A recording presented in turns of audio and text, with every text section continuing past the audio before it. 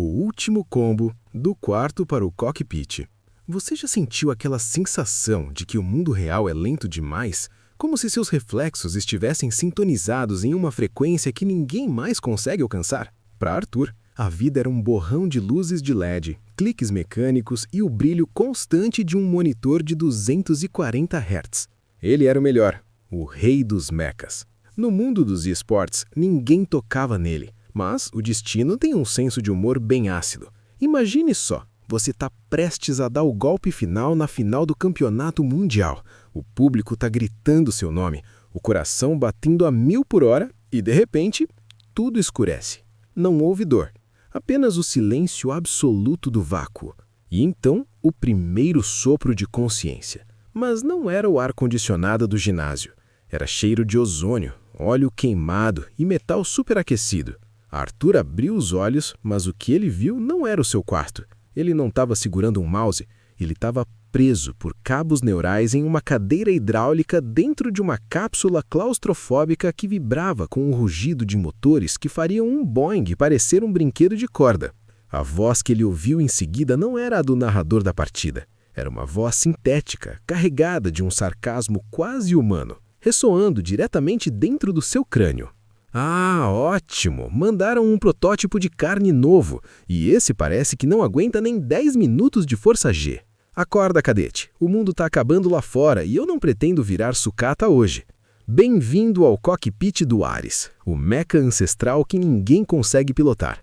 E bem-vindo à sua nova vida, Arthur. Se você achava que o lag era o seu maior problema, espere até ver o tamanho do canhão de plasma apontado para o seu peito. Ato 1. A sincronização proibida.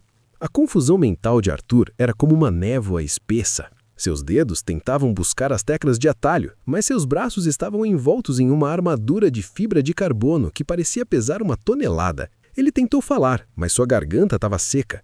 Onde ele estava? Que lugar era aquele?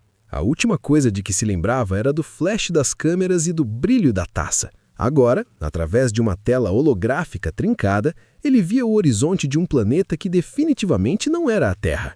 O céu era de um roxo doentio, cortado por rastros de fumaça de naves caindo como estrelas mortas.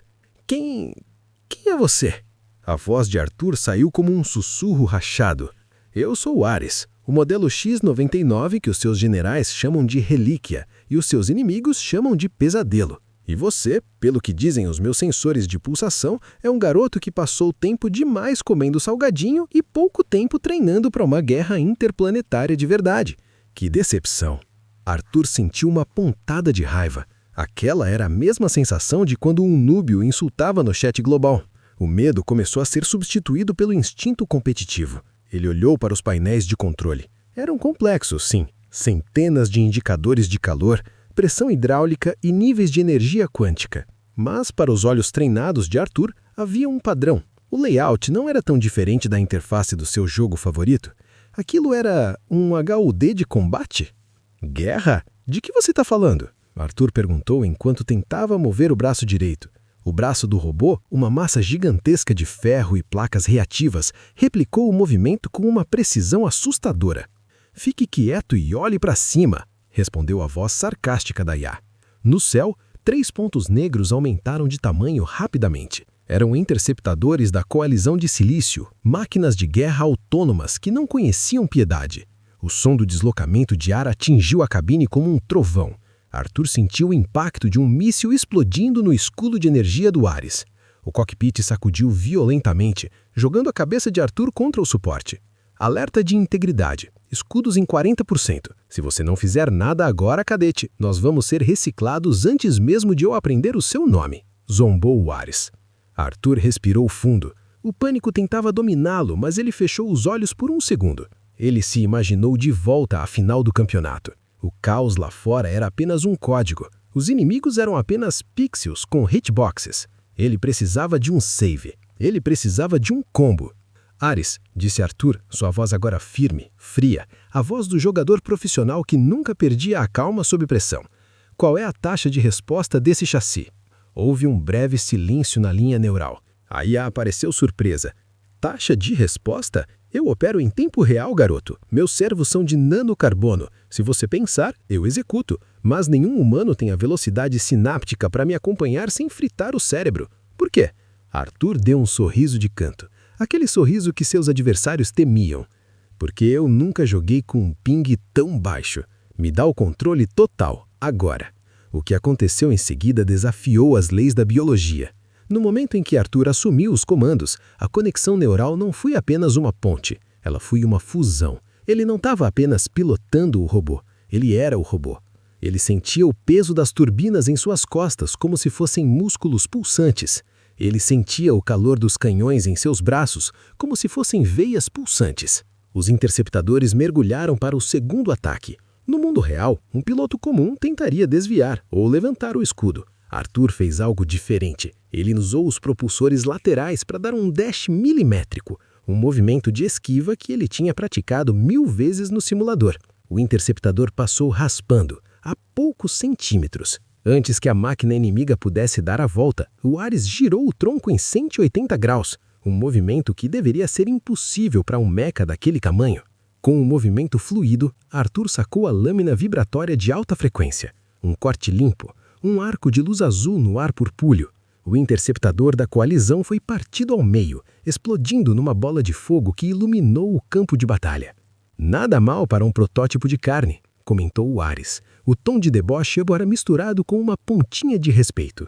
Mas não se empolgue, aqueles eram os batedores. O resto da frota acabou de detectar a nossa assinatura de energia, e eles parecem bem irritados. Arthur olhou para as mãos de metal do Ares. Ele sentia o poder correndo por seus nervos. Ele não sabia como tinha parado ali e não sabia se algum dia voltaria para casa, mas de uma coisa ele tinha certeza. O jogo tinha mudado de nível, e ele não aceitava nada menos que o primeiro lugar. Que venham todos, disse Arthur ajustando a frequência dos sensores. Eu ainda tenho muita bateria para gastar. Fechamento estratégico. Conclusão do segmento. E é assim que a lenda do piloto de alma começa. Imagine o choque de um mundo em guerra ao descobrir que sua maior esperança não é um soldado treinado, mas um jovem que passou a vida dominando mundos virtuais. Será que as habilidades de jogo de Arthur serão suficientes para enfrentar uma invasão em escala galáctica? E qual é o verdadeiro segredo por trás do Ares, essa inteligência artificial que parece saber muito mais sobre o passado de Arthur do que revela? Se você quer saber o que acontece no próximo capítulo dessa história épica, já sabe o que fazer.